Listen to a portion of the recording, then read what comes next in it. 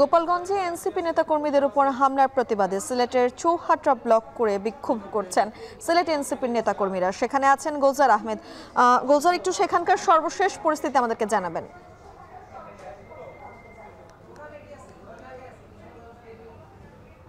পরিস্থিতি ঘটেছে তারই প্রতিবাদে সিলেটের যে স্থানীয় এনসিপির নেতৃবৃন্দ যারা আছেন তারা বিকেল 5টার দিকে সিলেটের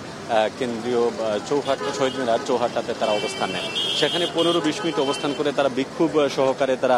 রাজপথে চলে আসেন, অর্থাৎ ঢাকা সিলেট মহাসড়কের চণ্ডীপুর নামক যে জায়গাটিতে আছে সেখানে তারা সিলেটের চৌহাট্টা থেকে প্রায় 4 কিলোমিটার দূরে বিক্ষোভ করে তারা এখানে আসেন। এখানকার স্থানীয় যে সকল নেতৃবৃন্দ আছেন, অর্থাৎ এনসিপি জেলা ও মহানগরের নেতৃবৃন্দ, তারা বলছেন যে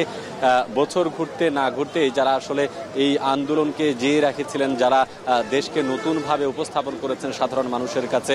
সেই জাতিসত্তার উপর আসলে গোপালগঞ্জে আজকে আক্রমণ হয়েছে। এই আক্রমণের কারণে মূলত তারা প্রতিবাদের কারণ হিসেবে আজকে তারা নেমেছেন এবং তারা বলছেন যতক্ষণ পর্যন্ত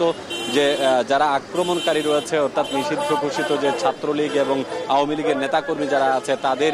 শাস্তি নিশ্চিত না করা পর্যন্ত, তাদেরকে বাংলাদেশ থেকে নিষিদ্ধ একদম পুরোপুরিভাবে তাদের সকল কার্যক্রম নিষিদ্ধ না করা পর্যন্ত তারা আন্দোলনের মাঠ থেকে সরে যাবেন না। এবং এখানকার সিলেট জেলার দায়িত্বে যিনি আছেন নুরুল হুদা, তিনি যেটি বলছেন যে এই যে ঢাকার যে কেন্দ্রীয় দায়িত্বে যারা আছেন এনসিপির, সে সকল নেতাদেরকে অবরুদ্ধ করে তাদের উপর আক্রমণ করা এটি বাংলাদেশের নতুন স্বাধীনতার উপর আক্রমণ করার সমান। সুতরাং তারা এখানে তাদের যে নেতাকর্মী আছেন সিলেট জেলা এবং মহানগরের পাশাপাশি বিভিন্ন শিক্ষা প্রতিষ্ঠানের যে সকল এনসিপি নেতৃবৃন্দ আছেন তারা কিন্তু এই আন্দোলনে তারা যুক্ত হয়েছেন এবং এখানে তারা অবস্থান করবেন। কতক্ষণ অবস্থান করবেন সে বিষয়ে তারা কিন্তু এখন পর্যন্ত সুস্পষ্ট না বললেও তারা বলছেন যেহেতু সারা বাংলাদেশে ব্লকেট কর্মসূচি পালিত হচ্ছে, সুতরাং তারই অংশ হিসেবে তারা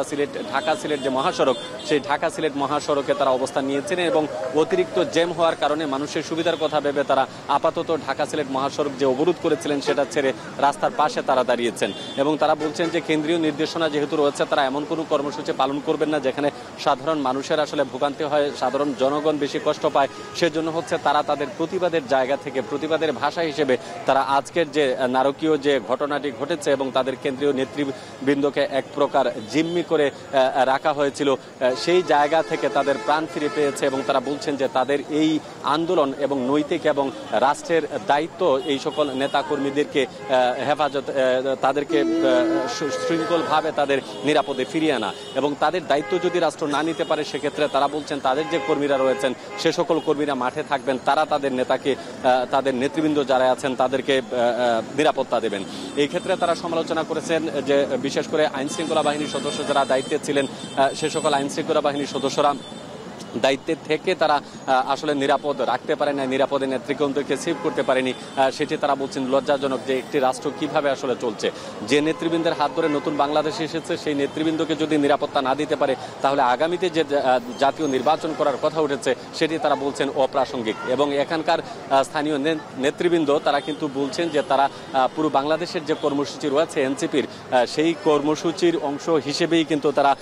এই আন্দোলন তারা চালিয়ে যাবেন। এবং এখানে আমরা দেখেছি যে সিলেট জেলা এবং মহানগরের যে সকল কেন্দ্রীয় নেতৃবৃন্দ আছেন তারা কিছুক্ষণ আগেও আমাদের সাথে কথা বলছিলেন এবং তারা স্পষ্টভাবে বলেছেন যে তাদের কেন্দ্রীয় নেতৃবৃন্দের উপর যে হামলা, বর্বরোচিত হামলা হয়েছে, সেই হামলার যদি বিচার না হয়, সঠিক যারা এর পিছনে ইন্ধনকারী এবং যারা হামলাকারী তাদেরকে যদি গ্রেপ্তার না করা হয় তাহলে সেক্ষেত্রে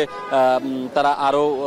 কঠিন কর্মসূচিতে বা কঠোর কর্মসূচিতে তারা যাবেন। আমরা দেখেছি সিলেটের যে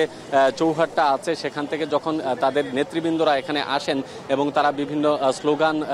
স্লোগানে প্রকম্পিত করে পুরো শহর আসলে অতিক্রম করে তারা ঢাকা সিলেট মহাসড়কের যে জায়গাটুকু রয়েছে সেখানে তারা এসেছেন এবং তারা বলছেন যে তাদের এই আন্দোলন চলবে এবং যতক্ষণ পর্যন্ত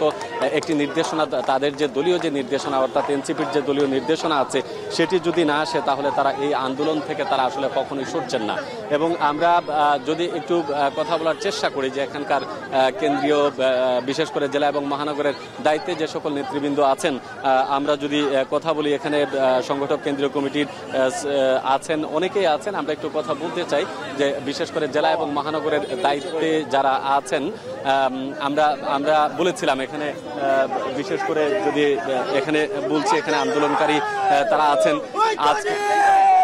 মূলত আসলে এই যে কর্মসূচি, তাদের কর্মসূচি চলমান রয়েছে এবং এই কর্মসূচি চলবে পরবর্তী ঘোষণা না দেওয়া পর্যন্ত। এবং আমরা দেখেছি এখানকার যে এনসিপি নেতৃবৃন্দরা তাদের যে নেতাকর্মী আছেন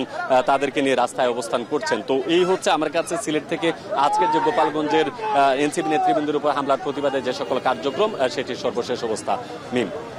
সিলেট থেকে আমাদের সঙ্গে যুক্ত হয়েছিলেন সহকর্মী গুলজার আহমেদ, জানাচ্ছিলেন সিলেটে এনসিপির নেতাকর্মীদের উপর বিক্ষোভ করার কারণে সেখানে সিলেটে চৌহাটা ব্লক করে বিক্ষোভ করছেন এনসিপির যারা নেতাকর্মীরা রয়েছেন তারা।